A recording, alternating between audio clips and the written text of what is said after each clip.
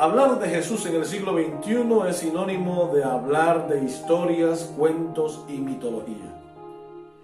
Para muchos, Jesús no es más que un hombre que vivió en la tierra, y para otros ni siquiera se atreven a confirmar o a afirmar que Jesús haya vivido. ¿Qué nos dice la historia? ¿Qué nos dice la Biblia? ¿Qué nos dicen las fuentes no cristianas acerca de la existencia de Jesús? ¿Es Jesús una realidad histórica o es un cuento que alguien exageró y le atribuyó poderes? Pues en el estudio de esta ocasión vamos a hablar acerca de la respuesta de esas preguntas que la gente hoy comúnmente se hace. Especialmente los estudiantes universitarios de diferentes carreras, poca importancia o nada le dan a la persona de Jesús. Sin embargo, la historia de Jesús muy comúnmente la podemos encontrar en este libro que se llama la Biblia. Es ese libro el que más habla de Jesús. Pero ¿hasta qué punto este libro es tomado como una fuente histórica? ¿Hasta qué punto la Biblia es creíble? ¿Existen algunas otras fuentes que sean creíbles, que no tengan que ver con el cristianismo? Pues en este estudio estamos intentando poder darle respuestas a todas esas preguntas. Así que muy atentos, porque en este momento comenzamos. Toma tu Biblia y comencemos a estudiar este hermoso tema.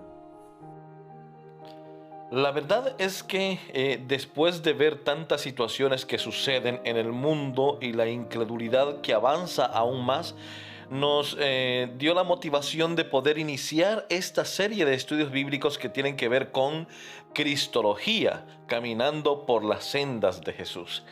Y ahora que ya estamos en esto, una de las preguntas que surge entonces es: ¿realmente existió Jesús? Y en este estudio estamos intentando ver dos partes específicas que nos confirman la existencia de Jesús como tal. La primera parte será a través de la opinión de historiadores que no son cristianos, que nunca tuvieron nada que ver con el asunto cristiano. Y la siguiente parte tendremos que ver acerca de la Biblia como fuente histórica. De tal manera que vamos a ver entonces, primeramente, algunas opiniones de historiadores no cristianos que hablan acerca de la existencia de Jesús como persona. Vamos entonces a ver la primera cita, que la tenemos de Tácito, es una cita de Tácito. Este historiador no era cristiano, era romano. No pensemos otra cosa. Este no tenía nada que ver con el asunto cristiano. Miren lo que escribe él. Es considerado, o más bien dicho, este historiador es considerado uno de los más precisos historiadores del mundo antiguo. Y menciona a los supersticiosos cristianos, antes llamados Christus o Christus o Jerestus, que sería Cristo. Lo cual en este caso es en Cristo en latín. Ahora, este hombre dice que este Christus o este Christus sufrió bajo Poncio Pilato y durante el reinado de Tiberio. Estamos hablando de que estos historiadores vivieron entre los primeros 2 siglos de Jesús, después de Cristo. Es decir, estamos hablando de personas que algunos fueron contemporáneos a los apóstoles, inclusive contemporáneos al mismo Jesús. Por lo tanto, dice que hablando de los supersticiosos cristianos, le llama supersticiosos, antes llamado el Christus, lo cual es Cristo en latín. Entonces, este historiador nos da la primera evidencia de la existencia de Jesús como hombre, como persona. Entonces, este historiador quita de en medio la duda de si existió o no existió. Él dice que existió y que había un grupo de seguidores de ese tal Cristo que fue uno que sufrió bajo el mandato de Poncio Pilato. Ahora, y durante el reinado de Tiberio. Ahora bien, este nada más es Tácito. Veamos otras citas. Veamos, Gayo Suetonio nos dice, este historiador romano nos dice, y que era secretario del jefe del emperador Adriano, y vivió más o menos entre el año 70 y 160 después de Cristo, es decir, más o menos unos 90 años. Dice, escribió que había un hombre llamado Chrestus o Cristo que vivió durante el primer siglo. Gayo Suetonio es otro historiador muy bueno, muy aceptado en el mundo secular, no cristiano. Y este dice que vivió un hombre llamado Chrestus. Este historiador vive del año 70 al 160 después de Cristo, es decir, contemporáneo a Juan todavía, porque Juan muere hasta el año 90, 92, por ahí, 95. Es cuando Juan muere, el apóstol amado, el discípulo amado. Este era contemporáneo de los apóstoles. Por lo tanto, es aceptada una fuente. Nos dice la arqueología, nos enseña que para que una prueba sea aceptada como evidencia, necesita tener como antigüedad unos 200 o 250 años entre el suceso y la evidencia. Y este individuo, este historiador Gayo Suetonio, vive entre el año 70 y 160 y escribe esto acerca de Jesús que vivió durante el primer siglo, lo cual esto lo convierte en esta cita una evidencia creíble y probable. La siguiente cita que quiero mencionarles es la cita de Flavio Josefo. Flavio Josefo era un historiador judío, no era cristiano. Este historiador vive entre el año 37 y el 100 después de Cristo. Y en sus antigüedades judaicas, que tiene varios tomos de estas antigüedades judaicas, él se refiere a Santiago como el hermano de Jesús, a quien llamaban el Cristo. Hay un verso controversial, hablando de esto, que dice: ahora había alrededor de este tiempo un hombre sabio, Jesús, si es que es lícito llamarlo un hombre, pues era un hacedor de maravillas, un maestro tal que los hombres recibían con agrado la verdad que les enseñaba. Atrajo así a muchos de los judíos y de los gentiles. Él era el Cristo. Y cuando Pilato, a sugerencia de los principales entre nosotros, le condenó a ser crucificado, aquellos que le amaban desde un principio no le olvidaron, pues se volvió a aparecer vivo ante ellos al tercer día, exactamente como los profetas lo habían anticipado, y cumpliendo otras 10,000 cosas maravillosas respecto de su persona que también habían sido preanunciadas. Y a la tribu de cristianos llamados de este modo por causa de él, no ha sido extinguida hasta el presente. Está escribiendo Flavio Josefo, un historiador no cristiano que vive entre el año 37 o que escribió entre el año 37 y el año 100 después de Cristo, es decir, contemporáneo a Jesús y contemporáneo a los apóstoles. Y este escribe esta tremenda cita que ha tornado un revuelo entre los no cristianos y entre los historiadores. ¿Por qué razón? Porque estamos tomando citas únicamente de personajes que vivieron en la época o cercana a la época, que escribieron con una antigüedad no mayor a los 200 años, como lo dice la arqueología, para ser tomada una cita o una prueba como evidencia. Ahora bien, veamos otra cita más. Sexto Julio Africano, en su obra citada El historiador Talus, miren lo que dice: En esta discusión acerca de las tinieblas que siguieron a la crucifixión de Cristo, diciendo que en el libro 3 de su historia explica la oscuridad como debida a un eclipse solar, pero aclara que eso sería imposible debido a que la crucifixión ocurrió en tiempo de luna llena, cuando no pudo haber ocurrido ningún eclipse. Es decir, que este hecho podría ser provocado por algo ajeno a un eclipse en esa época de luna llena. Eso está en Escritos Existentes 18. Quiero comentarles esto.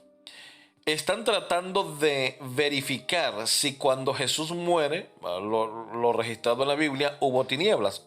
Un hecho que por lo que está mencionando Sexto Julio, de manera tácitamente está dando por entendido que si hubo tinieblas, inmediatamente sucede la crucifixión. Están tratando de explicar si esto ocurrió debido a un eclipse solar. Y en realidad esto no puede ser posible. La razón es muy sencilla. Debido a que en ese momento la noche hizo luna llena, y cuando hay luna llena es imposible que haya un eclipse. Déjenme explicarles esto un poco. El día de luna llena es cuando podemos ver en su totalidad la luna. Y para que haya un eclipse solar con respecto a la luna, se tiene que poner la luna entre la Tierra y el Sol. Esto hace que la Tierra cubra en su totalidad al Sol y se oscurece por unos instantes en la Tierra. Pero por lo general en ese momento no puede ocurrir luna llena. ¿Por qué? Porque está interponiéndose durante el día entre el Sol y la Tierra. Entonces dice que lo extraño es que ese día que Jesús murió, hubo luna llena. Esto significa que no estaba alineada con la Tierra para que hubiese un eclipse solar. La luna se pudo ver esa noche en su totalidad, sin ninguna parte cubierta por la Tierra, como sucede en luna nueva, en cuarto creciente, en cuarto menguante, que parte de la Tierra cubre parte parte de la luna cubre parte de la Tierra, y por eso se ve como si estuviese cortada por una parte. Eso es lo que sucede. Ahora, este historiador dice entonces que era imposible explicar desde la perspectiva astronómica el hecho de que hubiese un eclipse o una oscuridad en ese día de que Jesús muere. Lo cierto es que hubo una oscuridad, dice el mismo libro de Mateo, el mismo libro de Lucas, que hubo tinieblas en ese momento después de que Jesús dijo Elí, Elí, lama sabactani, o consumado es, como lo dice Juan, o hecho está, como dice Lucas. Y no hubo ningún eclipse. Lo que esto sugiere entonces que debemos explicar de otra manera lo que sucedió ese día, y no a través de la astronomía o un hecho fortuito a través de la naturaleza o de un eclipse solar. Lo que esto significa que Mateo está en lo correcto, que Lucas está en lo correcto, que Juan está en lo correcto, y que este evento se dio definitivamente porque el sol, las estrellas, la luna, la tierra, el universo sintió vergüenza al ver que el ser humano había matado al Hijo de Dios. Veamos a Plinio el Menor. Es otro historiador de aquella época, y este nos dice en las cartas 1096. En esa carta registra las prácticas de adoración del cristianismo primitivo, incluyendo el hecho de que los cristianos adoraban a Jesús como Dios y eran muy éticos, e incluye una referencia a las festividades y a la cena del Señor. Es decir, que Plinio el Menor también corrobora los hechos que hemos mencionado acerca de la existencia de Jesús. Ahora bien, lo que quiero mencionar con esto es que historiadores no cristianos perfectamente nos dicen que existió Jesús. No existe una razón. Es más, por más libros que se escriban hoy, tratando de desestimar la existencia de Jesús y de decir que la Biblia es un libro de exageraciones, los hechos nos indican que la existencia de Jesús fue más que una realidad. ¿Quiénes lo confirman? Los historiadores no cristianos contemporáneos en por lo menos 200 años de la época de los sucesos. Y eso arqueológicamente es completamente aceptado. Por lo tanto, es que la conclusión de todo esto es que Jesús existió realmente. Ahora, yo quiero que algunos que me están escuchando, algunos hermanos que nos están sintonizando, podrán decir, pero nadie duda eso. Bueno, nadie lo duda entre los cristianos. Pero entre los no cristianos se cuestiona demasiado en el ámbito intelectual la existencia o no de Jesús. Y lo que hemos hecho en este momento es probar con historiadores no cristianos que Jesús existió. Es decir, que si la Biblia no existiera como libro cristiano, no necesitáramos a la Biblia para probar, según las citas que hemos tomado de historiadores no cristianos, para demostrar que Jesús sí existió. Gracias a Dios que contamos también con la Biblia como un libro o un instrumento histórico que nos ayuda a corroborar lo que los no cristianos ya lo habían escrito o lo escribieron en su momento. Es decir, los cristianos no dependemos solamente de la Biblia para demostrar que Jesús sí existió. Allí están estos historiadores que demuestran que Jesús sí existió. Ahora, yo quiero eliminar de la mente de todos los cristianos que nos siguen, y especialmente de los alumnos que están tomando este diplomado, quiero eliminar de la mente esto. A veces nosotros creemos y llevamos hasta el punto de la superstición el asunto de la fe y de Jesús. Ve un asuntito. Decir que Jesús existe y que si no lo sientes es que no eres cristiano o estás mal, no es una evidencia para demostrar que Jesús existe. Como cristianos y personas que se espera que debemos ser consagrados y llevar una vida de fe, es de esperar que tengamos una relación permanente con Jesús a través del estudio de la Biblia y a través de la oración. Pero eso, decir que si no sentimos a Jesús o decirle a una persona no cristiana que necesita sentir a Jesús para probar que sí existe, no es del todo un argumento, porque hay que entender primero que lo que pasa en esa persona es que no cree en Jesús. Y muchos de ellos ni siquiera creen en Dios, y muchos de ellos ni siquiera creen en la Biblia. Por lo tanto, al no creer en Dios, al no creer en la Biblia y al estar de esta manera, es incoherente que le digamos a una persona que tienes que sentir a Jesús para saber que existe, cuando esa persona ni siente a Jesús, ni cree en Jesús, ni cree en la Biblia, ni cree en Dios. Entonces es imposible que podamos decirle a una persona que crea en Jesús a través de sentirlo en su vida. Ahora bien, vamos a ir detenidamente viendo otros detalles. Una de las cosas que quiero mencionar es que si las personas que no creen en Jesús hoy por hoy, también son personas que no creen en la Biblia. Y como no creen en la Biblia, tampoco creen en Dios. En algún otro estudio yo he intentado demostrar que no creer en Dios es un problema, o no creer en la Biblia es un error, porque la Biblia es un libro de fuente histórica. Y ahora hemos tratado de demostrar que tenemos suficiente literatura no cristiana para demostrar la existencia de Jesús.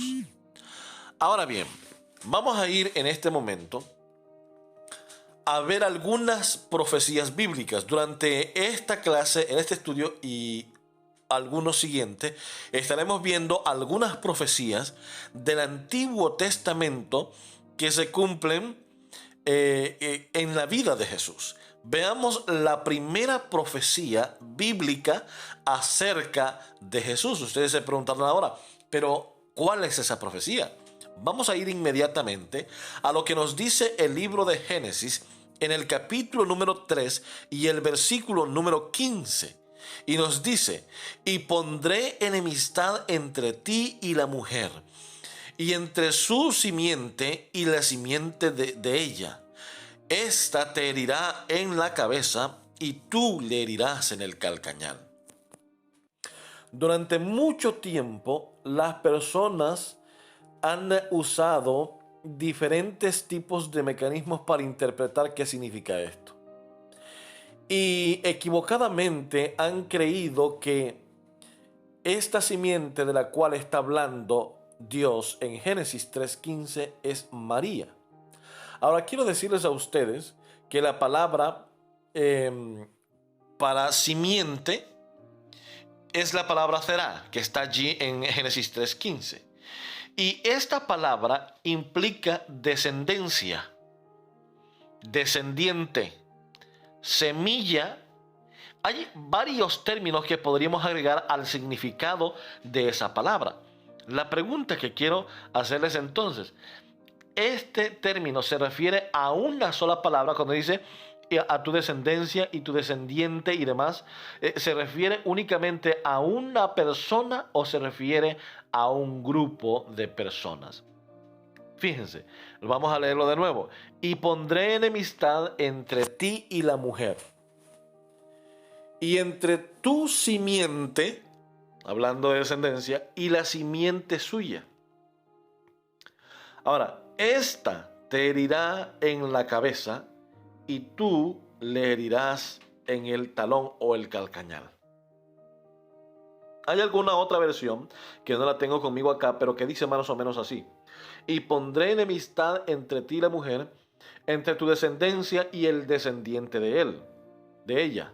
Tú le herirás el talón, mas él te aplastará la cabeza. Hablando de una persona, hablando de un ser humano, hablando de un descendiente. Ahora bien, vamos a ver, vamos a ponernos en contexto. En aquel momento, estamos de acuerdo que es después de la entrada del pecado. Dios tiene que poner orden en esa situación y entonces es cuando maldice a la serpiente. Y dice: enemistad pondré entre ti y la mujer. Y es allí donde precisamente comienza en ese momento la guerra de los siglos, el conflicto de los siglos entre el bien y el mal. Los hijos de Dios peleando contra los hijos de Satanás o viceversa. Los hijos del diablo o los descendientes del diablo tratando de absorber a los hijos de Dios. A ver, en ese momento Satanás se queda pensando: a ver, ¿cómo es posible que va a mandar un descendiente que me va a aplastar la cabeza y me va a derrotar? ¿Cómo es eso? E inmediatamente el capítulo 4 de Génesis nos enseña que Adán y Eva tienen dos hijos.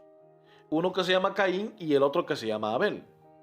Satanás ha escuchado el dictamen de Dios en el versículo 15. Entre la enemistad que habría entre las dos descendencias. Y dice que uno de los descendientes de la mujer le aplastaría la cabeza. Esto significa lo derrotaría. Satanás sabe perfectamente que esas palabras de Dios implican un cumplimiento en cualquier momento de la historia. No se sabe en qué momento.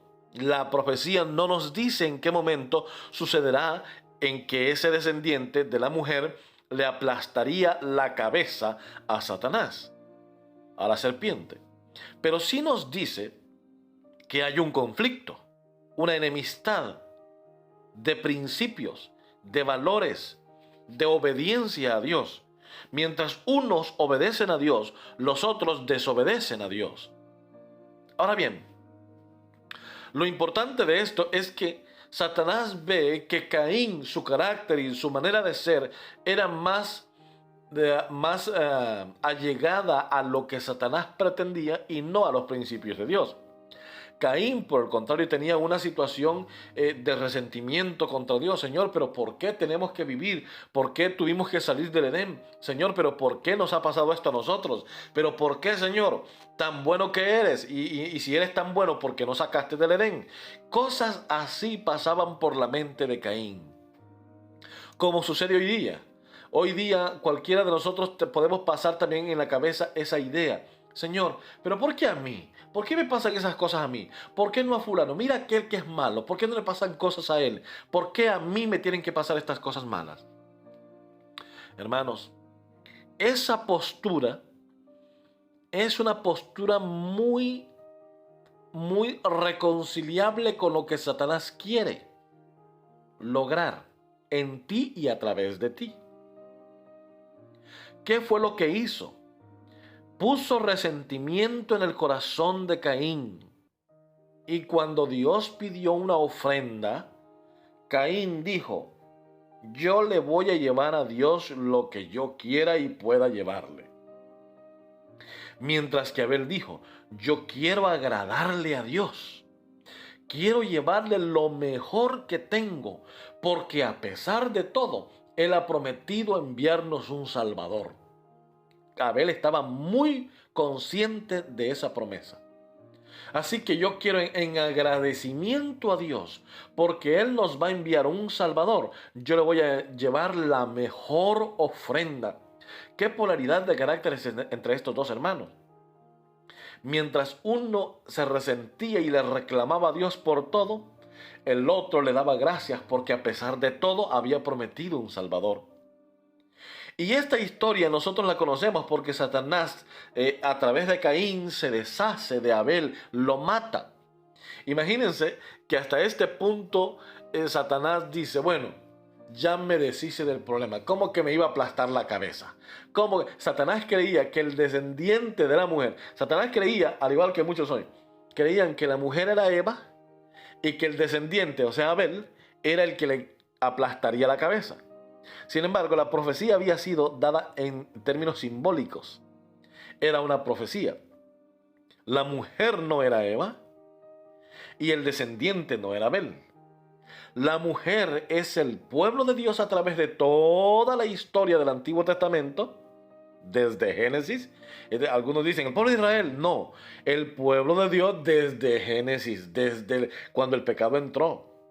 Israel es simplemente una pequeña partecita de ese pueblo de Dios, y no todo Israel, porque habían israelitas que nunca aceptaron a Dios, que nunca aceptaron las promesas de Dios y que nunca aceptaron la promesa del Mesías. No está hablando de ellos, está hablando del pueblo de Dios, del remanente de Dios después de la entrada del pecado que ha tenido siempre hasta cuando vino Jesús. El descendiente es, claro está, que está hablando de Jesús, pero estamos en el contexto de esta primera profecía. Y ahora Satanás mata a Abel a través de Caín y dice: bueno, a ver dónde y cómo es que me va a aplastar la cabeza. Y ahora dice la Biblia que Dios le da a Eva otro hijo y le pone por nombre Set, que significa sustituto. Fíjense esto.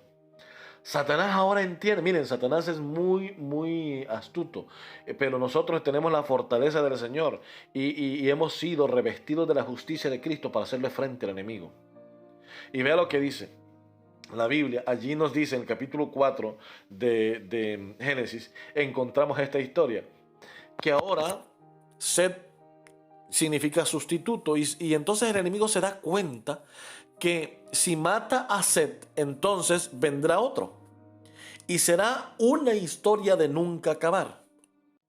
Entonces idea una estrategia y dice: bueno, si yo confundo a esta gente, si yo hago que todos sean como Caín, desobedientes, resentidos, reclamadores, desconsagrados, gente que no tiene ningún respeto por Dios, entonces no va a haber de dónde venga el descendiente que era prometido y yo habré ganado. Y por eso es que vemos en el antiguo, antes del diluvio, que los hijos de Dios y los hijos de los hombres se mezclaron y hubo una confusión terrible.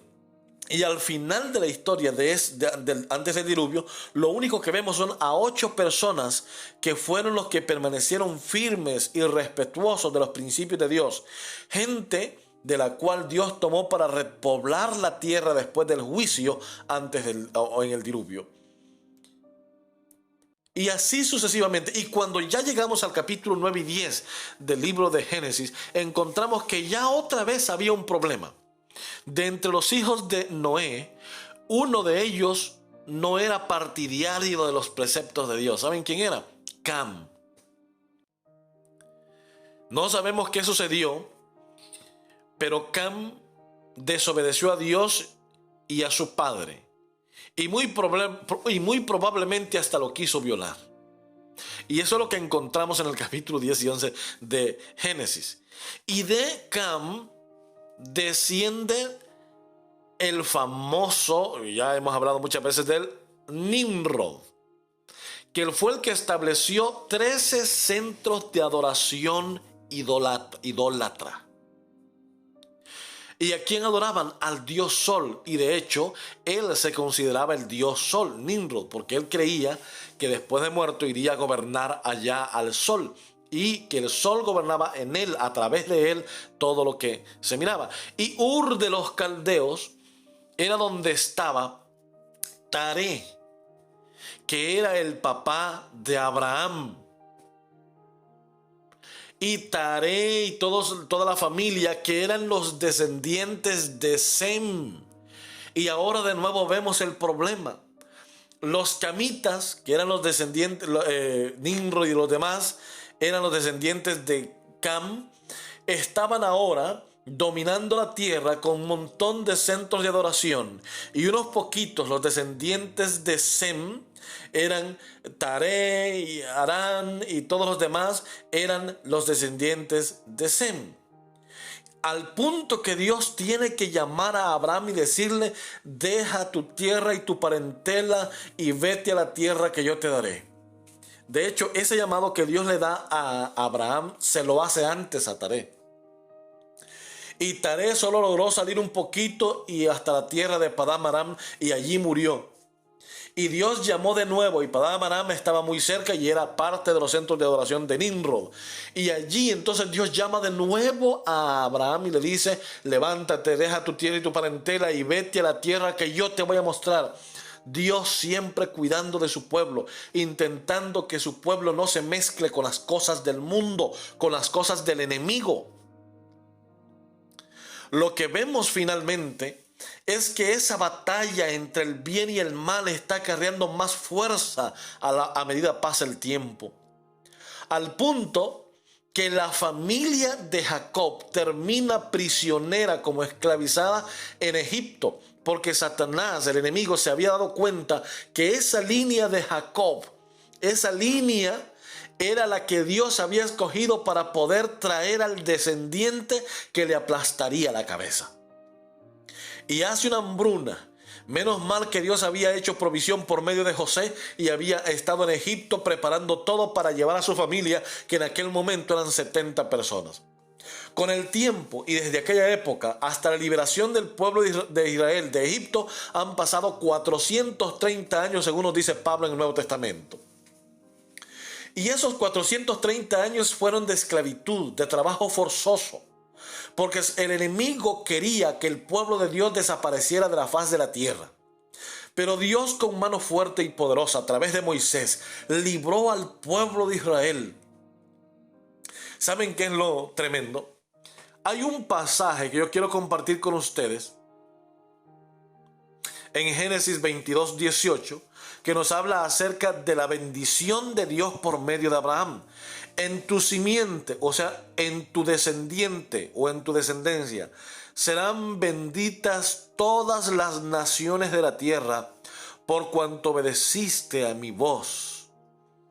Es la bendición de Dios por medio del descendiente. Esto se da en aquel momento cuando está a punto de matar a su hijo, que Dios lo detiene y dice: oh, Abraham, quiero decirte que a través de ti serán benditas todas las naciones de la tierra, tu descendiente, porque aquella ceremonia era una tipología, era un símbolo de la muerte de Cristo Jesús por nosotros. Y allí Dios le está diciendo a Abraham que el descendiente sería a través de Abraham, a través de ese hijo que estaba a punto de morir. Sería el que estaba simbolizando la muerte inmaculada de Jesús en el Calvario, descendiente de Abraham, para perdón de nuestros pecados. Pero volvamos a Israel. Y yo quiero llevarlos a Ruth, porque recuerden, esto estamos hablando ya en la época de los jueces. Aconteció en los días que gobernaban los jueces, que hubo hambre en la tierra, y un varón de Belén de Judá fue a morar en los campos de Moab, él y su mujer y sus 2 hijos suyos. El enemigo astutamente comenzó a investigar, a ver. Ya había identificado que era por medio de Abraham, a quien Dios sacó de la idolatría. Había entendido que era por medio de Jacob y lo llevó esclavizado a Egipto por 430 años. Cuando el pueblo de Dios es liberado y llevado a Canaán de nuevo, y ahora los jueces están gobernando al país, el enemigo identifica una familia. La familia del esposo de una mujer llamada Noemí, que era de la ciudad de Belén. Fíjense bien. Y entonces hace crear una hambruna. El enemigo tiene poder sobre la naturaleza, hermanos, también. Una hambruna. Y al punto que esta familia dice, no, nos vamos de aquí, vamos a irnos a los campos de Moab, donde hay mucha producción. Ahí vamos a ir a hacer nuestra vida. Y dice que cuando llegan allá, si ustedes siguen leyendo el capítulo 1 de Ruth, el enemigo acaba con la vida del esposo de Noemí, de Kelión y del otro hermano, no recuerdo el nombre ahora. Esos 2 muchachos mueren en los campos de Moab, en donde ellos eran extranjeros. Así que ahora Noemí se queda sin descendencia y sin esposo para procrear hijos. Se quedan sin nada. Y aparentemente Satanás de nuevo había ganado la batalla. Pero Dios siempre tiene una manera de levantar de las cenizas lo que está perdido, de hacer de un pueblo esclavo un pueblo victorioso, de traer un hombre que había sido proscrito por la justicia durante 40 años, convertirlo en el libertador del pueblo de Dios. Dios tiene la actitud, el poder de convertir lo que no sirve en algo grandioso para su gloria. Y es que Ruth no era israelita, era moabita y era la esposa de uno de los hijos de Noemí. Ruth y Orfa son los ejemplos precisos que encontramos en la Biblia de decisión y determinación. Mientras Orfa regresó por orden de su suegra a casa de sus padres para rehacer su vida o para vivir su viudez, Ruth le dice a su suegra: no me ruegues que te deje y me aparte de ti, porque a donde quiera que tú vayas, yo iré. Y en donde quiera que vivas, yo viviré contigo. Tu pueblo será mi pueblo y tu Dios será mi Dios. Y en estas palabras encontramos la renuncia total de Ruth a su pueblo, a su herencia, a su manera idólatra de vivir, a sus principios paganos. Renuncia completamente y acepta los principios de Noemí, las creencias de Noemí, el pueblo de Noemí y el Dios de Noemí. Qué manera de poder renunciar al mundo y aceptar a Dios en su vida. Y ahora aquí es cuando Dios dice, cambia el corazón de esta mujer, lo cambia en ese momento y la convierte del paganismo al cristianismo o al pueblo de israelita. Y ahora regresa a Israel ya no como una pagana, ya no como una moabita, sino como una israelita, como era Noemí, su suegra.